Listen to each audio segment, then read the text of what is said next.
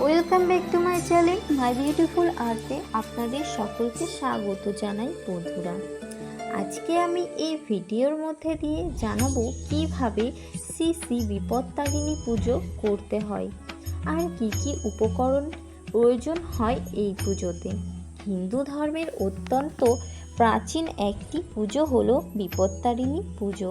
সনাতন ধর্মাবলী মানুষের কাছে এই পুজো অত্যন্ত গুরুত্বপূর্ণ বলে মনে করা হয়।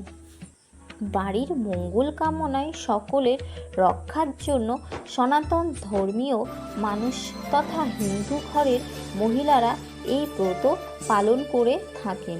সনাতন ধর্মাবলী মানুষের এই ব্রত করলে মা বিপত্তারিণী সকল বিপদ থেকে রক্ষা করে থাকেন।